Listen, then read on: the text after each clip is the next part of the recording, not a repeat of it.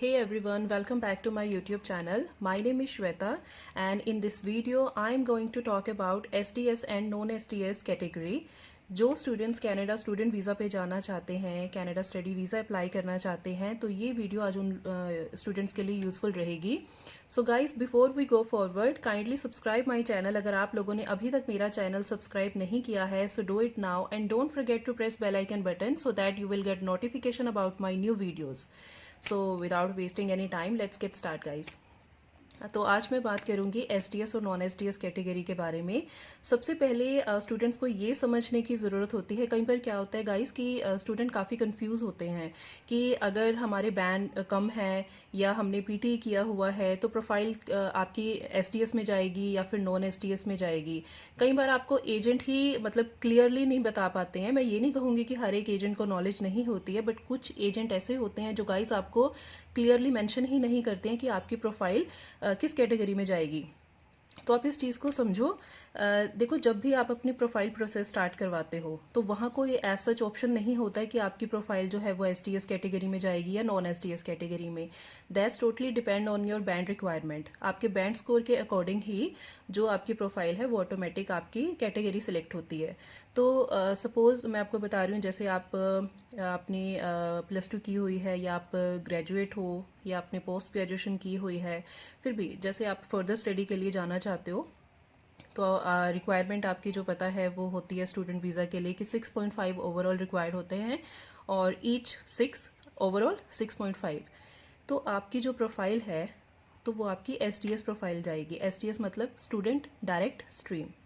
In case अगर आपके overall 6.5 हैं, ईच आपके 6 नहीं बन रहे हैं, आपके किसी एक मॉड्यूल्स में या आपके 2 मॉड्यूल्स में 5 हैं या 5.5 रह जाते हैं 5.5, तो आपका जो फाइल है वो ऑटोमेटिक नॉन एसडीएस में ही जाएगी. ऐसा नहीं है कहीं आपको एजेंट बता दें कि आपका एक मॉड्यूल में आपके कम बैंड है तो आपकी प्रोफाइल हम एसडीएस में ही लगाएंगे. नहीं, अगर आपके एक भी मॉड्यूल्स में 6 से लेस देन है, 5.5 भी हैं, तो गाइस आपकी नॉन एसडीएस में ही जाएगी आपकी प्रोफाइल. वही आपकी कैटेगरी सिलेक्ट होती है. और अगर आपने पीटी भी किया है, आप कह रहे हो कि आपके पीटी में एग्ज़ाम में रिजल्ट अच्छा आया है, आपके 7 स्कोर हैं, तो आपकी प्रोफाइल शायद आपकी एसडीएस में लग जाएगी. नहीं, पीटी भी ऑलवेज नॉन एसडीएस कैटेगरी में ही आएगी. चाहे आपका स्कोर इसमें 6.5 है या आपका 7 स्कोर है, कितना भी अच्छा चाहे स्कोर है, बट पीटी ऑलवेज जो जाएगी वो नॉन एसडीएस में जाएगी. क्यों? क्योंकि कई बार क्या होता है कि immigration refugees citizenship Canada always accept Pearson PTE exam result from Indian international students. Those apply student visa through simple visa process that is called non SDS category. तो ऑटोमेटिक है वो नॉन एसडीएस में ही जाएगी.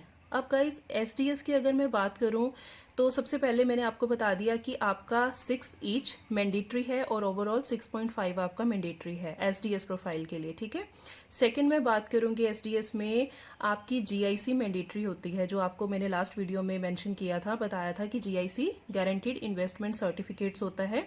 वो आपके 1 साल की जो आपके एक्सपेंसेस होते हैं, लिविंग एक्सपेंसेस वहां पे कवर होते हैं, तो आपकी जीआईसी उसके लिए मैंडेटरी होता है. सेकेंड आपकी जीआईसी मैंडेटरी है. थर्ड आपकी गाइस आईटीआर. आप मेन एप्लीकेंट हो, स्टूडेंट वीजा पे जा रहे हो, आप स्टूडेंट हो, तो ऑब्वियसली आपके पेरेंट्स इनकम मतलब कि आपकी GIC mandatory ITR income tax return आपका मैंडेटरी होता है. तो फर्स्ट क्या है आपका बैंड स्कोर 6 ईच 6.5 ओवरऑल. ठीक है. और प्लस आपका जीआईसी. ठीक है. प्लस आपके पेरेंट्स की ITR income tax return, plus आपका 1 साल की ट्यूशन फीस, वो आपकी मैंडेटरी है, आपने सबमिट करनी ही होती है. और जो एसटीएस प्रोफाइल है गाइस, जिसके बारे में मैं आपको एक्सप्लेन कर रही हूँ, वो टोटली ऑनलाइन प्रोसेस होता है. इसमें ऑफलाइन नहीं होता है, टोटली ये ऑनलाइन प्रोसेस है. और अगर मैं वीज़ा प्रोसेसिंग की बात करूं इसके एसडीएस के, तो ऑन एन एवरेज ये 20 दिन का प्रोसीजर होता है. तो काफ़ी फास्टर प्रोसेस है as compare to non SDS category से. तो इसका प्रोसेस भी जल्दी हो जाता है. और 80 to 90% वीज़ा सक्सेस रेट भी इसमें काफ़ी होते हैं गाइज, अगर आप एसडीएस कैटेगरी में अपनी प्रोफाइल आपकी जा रही है. तो अगर मैं बात करूं कि नॉन एसडीएस कैटेगरी के बारे में, तो ऑब्वियसली फर्स्ट क्या है, अगर आपने पीटी किया हुआ है तो ऑटोमेटिक नॉन एसटीएस में जाएगा. इन केस अगर किसी आईएलटीएस मॉड्यूल्स में आपके किसी एक मॉड्यूल्स में आपके 5.55 बैंड है, कम है मतलब बैंड रिक्वायरमेंट, तो आपका क्या है कि ऑटोमेटिक वो भी नॉन एसटीएस प्रोफाइल में जाएगा। इन केस अगर आपके पास टाइम है, आप टाइम बचाना चाहते हो, सॉरी आपके पास टाइम है और आप चाहते हो कि आपने 6 मंथ्स की ही फीस पे करनी है, आपने 1 साल की फीस नहीं पे करनी और आपने जीआईसी भी अपनी पे नहीं करनी है, तो ये प्रोफाइल जो है वो नॉन एसटीएस प्रोफाइल है गाइस। उसमें 6 मंथ्स की आप पे कर सकते हो अपनी ट्यूशन फीस, ठीक है। आप जीआईसी अगर नहीं मतलब डिपॉजिट करवा रहे हो तो वो उसमें मैंडेटरी भी नहीं होता और आईटीआर भी कोई इतना ज़रूरी नहीं होता उसमें, और प्लस आपकी बैंड रिक्वायरमेंट ऑब्वियसली अगर कम आ रहे हैं आपके आईएलटीएस में तो वो भी नॉन एसटीएस कैटेगरी में ही जाएगा।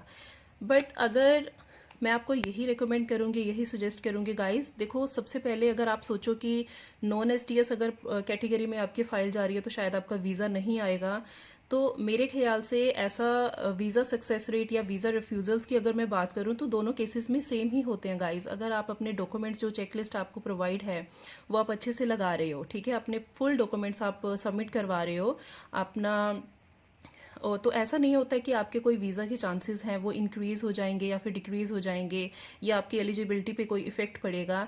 आप अपने डॉक्यूमेंट सबमिट फुल करवाइए जो आपको रिक्वायर है, जो आपको चेकलिस्ट दी हुई है। अब जैसे मैं एसडीएस की बात करूँ गाइस, ठीक है, एसडीएस में सबसे पहले आपका जो एक्सेप्टेंस लेटर होता है, ऑफर लेटर, आपका एडमिशन लेटर होता है, जहाँ आपने यूनिवर्सिटी या कॉलेज में अप्लाई करा है तो आपका डीएलआई अप्रूव्ड होना चाहिए, डेजिग्नेटेड लर्निंग इंस्टीट्यूट से, वो आपके पास होना ज़रूरी है।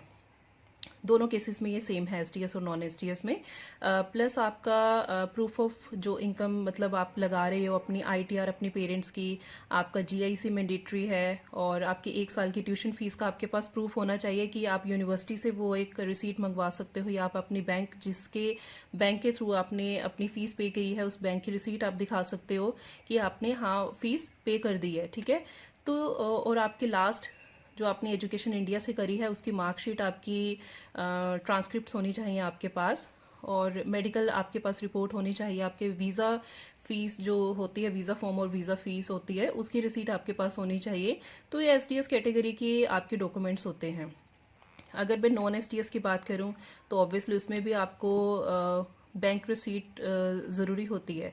कई बार क्या होता है, जीआईसी तो पे नहीं हो रही है, इसमें मैंडेटरी तो नहीं है नॉन एसडीएस में, तो अगर आप जीआईसी पे नहीं कर रहे हो गाइस बट फिर भी you have to show adequate funds, proof of funds आपको दिखाने ज़रूरी होते हैं कि हाँ अगर आप वहाँ पे जा रहे हो स्टडी पर्पज़ के लिए तो आपके पास लिविंग एक्सपेंसेस हैं इतने कवर, मतलब आप कर सकते हो वहाँ पे, आप अपना एक्सपेंस कवर कर सकते हो। तो उसके लिए अगर आप देखो जीआईसी अगर आप डिपॉजिट नहीं करवा रहे हो तो आप कोई लोन, अगर आपका कोई डॉक्यूमेंट शो करना चाहते हो या आप अपना सपोज फिक्स डिपॉजिट है आपके पेरेंट्स की आप शो करना चाहते हो, तो कुछ ऐसे डॉक्यूमेंट्स जो हैं वो आप लगा सकते हो, मतलब कि जिसमें आपका लगे कि प्रूफ ऑफ फंड्स आपके पास हैं, आपके पास एडिक्वेट फंड्स हैं शो करने के लिए, वहाँ पे लिविंग एक्सपेंसेस आप पूरे कर सकते हो अपने। तो इतना है, क्योंकि जीआईसी जैसे एसटीएस में कैटेगरी में मैंडेटरी होता है तो इसमें मैंडेटरी नहीं होता है। अगर आप लगा रहे हो जीआईसी तो आपके वो प्लस पॉइंट हैं, प्लस पॉइंट मतलब कि आपके वीज़ा सक्सेस रेट शायद ज़्यादा हो सकते हैं उस प्रोफाइल में, ठीक है। तो मेरे ख्याल से अगर मैं आपको गाइस रेकमेंड करूँगी तो आप सबसे पहले अपने एजेंट से बात कीजिए कि आपकी प्रोफाइल जो है वो किस कैटेगरी में होगी, ठीक है। तो आप इस चीज़ से मतलब वरी मत कीजिए कि हाँ अगर मैं नॉन एसटीएस कैटेगरी में अपनी प्रोफाइल लगाऊंगी तो या लगाऊंगा तो मेरे वीज़ा नहीं आएगा, ऐसा कुछ नहीं होता गाइस। नॉन एसडीएस कैटेगरी में भी वीज़ाज आते हैं लोगों के, और एसडीएस में तो चलो आते ही हैं वीज़ाज, 80-90% वीज़ाज आते ही हैं सबके। तो अपने आप डॉक्यूमेंट्स पूरे तैयार रखिए, ठीक है। बस इसमें मैं यही कहूँगी एसडीएस में थोड़ा प्रोसेसिंग जो होती है उसकी फास्टर होती है 20 डेज़ की, नॉन एसडीएस में बात करूँ तो वो होता है 60 डेज़ का प्रोसेस, ठीक है।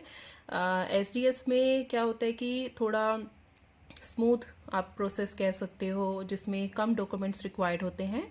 नॉन एसडीएस में थोड़ा कॉम्प्लेक्स होता है जिसमें आपके काफ़ी ज़्यादा डॉक्यूमेंट्स की रिक्वायरमेंट होती है। और एसडीएस में क्या होता है कि ये ऑनलाइन ही प्रोसेस रहता है, नॉन एसडीएस में ऑफलाइन भी होता है, ऑनलाइन प्रोसेस भी होता है। एसडीएस में जीआईसी मैंडेटरी होता है बट नॉन एसडीएस में आपकी जीआईसी मैंडेटरी नहीं होता, आप प्रूफ ऑफ फंड किसी भी अदर डॉक्यूमेंट से दिखा सकते हो, ठीक है, जो भी आपके पास अवेलेबल होते हैं। और दोनों में एक्सेप्टेंस लेटर होना चाहिए आपका डीएलआई से, और अगर मैं बात करूँ एसटीएस की, तो 1 साल की ट्यूशन फीस आपकी मैंडेटरी होती है, और नॉन एसटीएस में आप 6 मंथ्स की भी अपनी फ़ीस पे कर सकते हो। बट अगर आप नॉन एसटीएस में आपके बैंड कम है और आप नॉन एसटीएस में प्रोफाइल कैटेगरी में ऑब्वियसली आपकी फ़ाइल लगेगी, बट अगर आप उसमें भी 1 ईयर की ट्यूशन फीस पे करते हो, जीआईसी भी डिपॉजिट करवा रहे हो, तो आपके लिए वो प्लस पॉइंट है। तो गाइस मैं यही रिकमेंड करूँगी कि आप अपना स्कोर अच्छा रखिए, आप अपने सभी डॉक्यूमेंट्स तैयार रखिए, कोई भी आपका वीज़ा फाइल में आपके डॉक्यूमेंट्स मिस नहीं होना चाहिए, ठीक है। तो आपके रिफ्यूज़ल केसेस नहीं होते हैं। बट फिर भी आपका कोई डॉक्यूमेंट मिस है, या आपका जो लास्ट एजुकेशन है, ठीक है, वो आपके जो फर्दर एजुकेशन से रिलेटेड नहीं है, रेलिवेंट नहीं है, तो ये कुछ पॉइंट्स होते हैं जो वीज़ा रिफ्यूज़ल हो सकते हैं। बट अदरवाइज़ अगर आप सोचो कि आपका एसटीएस या नॉन एसटीएस में कोई वीज़ा के चांसेस इंक्रीज या डिक्रीज होते हैं, तो ऐसा नहीं होता। तो ये वीडियो थी आज के लिए। सो होप आपको ये वीडियो अच्छी लगी होगी। जो गाइज जो स्टूडेंट वीज़ा लगाना चाहते हैं, तो उनके लिए काफ़ी यूज़फुल रहेगा। और अगर आपको लगता है गाइज अगर इससे रिलेटेड आपको और इन्फॉर्मेशन की रिक्वायर है, तो आप प्लीज़ मुझे मेल कर सकते हो मेरी ईमेल आईडी पे, जो मैंने डिस्क्रिप्शन बॉक्स में मेंशन किया है, या आप मुझे मैसेज कर सकते हो कमेंट बॉक्स में। तो I will happy to help you guys. So ये आज की वीडियो थी। So thank you for watching this video. Thank you so much guys.